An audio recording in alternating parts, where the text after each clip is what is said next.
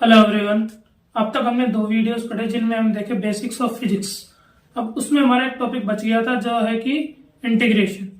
अगर मान लो हमारे पास रेगुलर शेप्स दी हुई हो, जैसे कि अगर मान लो हमारे पास एक दिया हुआ है ट्राइंगल, उस केस में अगर मान लो हमें एरिया निकालना हो, इसको हम मान लेते हैं बेस और इसको मान लेते हैं हाइट। तब इसका एरिया हम निकाल सकते हैं half of B multiplied by H. अगर इसको मैं बोल दूं कि ये ट्राइंगल क्या है, ए बी और सी। अगर हमारे पास रेगुलर शेप्स होती है तो हम उनका एरिया आसानी से निकाल सकते हैं। अगर सर्कल होता हमारे पास एरिया, तो उसका एरिया हम निकाल सकते थे ए बराबर पाई आर स्क्वायर। लेकिन जब हमारे पास शेप्स डेफिनेट नहीं होती, जब हमारे पास शेप्स क्या होती है, एक निश्चित आकार की नहीं होती है, तब हमें इंटीग्रेशन निकालने की जरूरत पड़ती है। फॉर एग्जाम्पल सपोज हमारे पास एक क्या है, ग्राफ दिया हुआ है।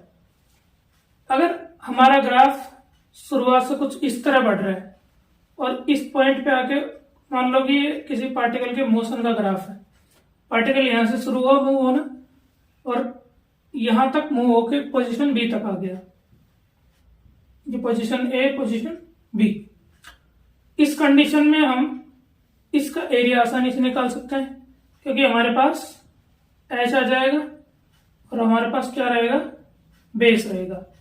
ये क्या है, ट्रायंगल वाला केस हो गया। लेकिन अगर मान लो अगले ग्राफ में अगर हम देखें, पार्टिकल ए पर मान लो यहां था, लेकिन पार्टिकल का मोशन इस तरह होता है कि पहले वो नीचे जा रहा है फिर ऊपर जा रहा है, और इस तरह वो पार्टिकल कहां पे आ गया, बी पे आ गया।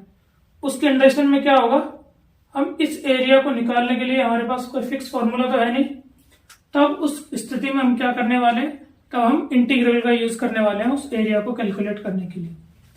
तो वो एरिया कैलकुलेट कैसे करेंगे,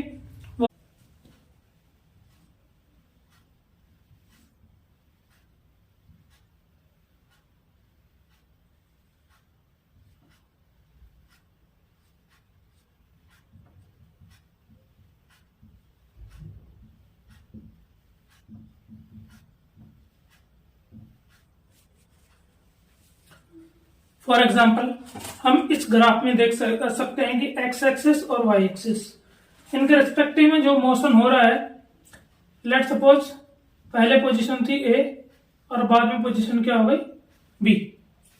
क्योंकि एक्स एक्सिस पे है तो इसको हम मान लेते हैं x1 और इसको हम मान लेते हैं x2। अगर मान लो इस छोटी सी डिस्टेंस में, जिसको हम क्या मान सकते हैं, डेल्टा एक्स, डेल्टा एक्स किसी डेल्टा टी छोटे टाइम में जो दूरी तय की गई होगी, जितनी दूरी या जो मोशन हुआ होगा डेल्टा टी टाइम में, उसको हम मान लेते हैं डेल्टा एक्स। तो इंटीग्रेशन क्या कहता है कि ये छोटी छोटी स्ट्रिप्स अगर कई सारी निकाल के ए से बी तक उसको इंटीजर कर दिया जाए तो फिर वो क्या निकल के आ जाता है, वो एरिया निकल के आ जाता है। लेट सपोज हमारे पास अगर कोई फंक्शन है F of X D x को अगर हम इंटीग्रल करें ए से लेकर बी तक, तो हम उसको क्या बोल सकते हैं, लेट सपोज ये क्या बनता है, जी एक्स बन के आता है। तो F of X D X A to B की वैल्यू जो हमारे पास निकल के आती है वो क्या होती है, G of B minus G of A, ये वैल्यू निकल के आती है। अब इसके कुछ फॉर्मूलेज होते हैं, वो फॉर्मूलाज क्या होते हैं, वो फॉर्मूलाज आपको पता होना चाहिए। पहला फॉर्मूला जो हमारे लिस्ट में है वो क्या होता है, अगर मान लो हमें x की पावर n का निकालना है इंटीग्रेशन, तो उसको क्या निकल के आता है, इसका इंटीग्रेशन होता है x to the power n+1 divided by n+1। ठीक है। अगर साइन एक्स का हमें निकालना है इंटीग्रेशन, तो वो निकल के आता है minus of cos x.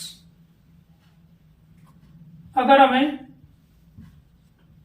Cos x का इंटीग्रेशन निकालना है तो कोस एक्स का इंटीग्रेशन निकल के आता है साइन एक्स। अगर हमें इंटीग्रेशन निकालना है e⁻x dx का। तो इसका इंटीग्रेशन क्या होता है e⁻x। अगर हमें इंटीग्रेशन निकालना है 1/x dx का, तो उसका इंटीग्रेशन निकल के आता है ln x।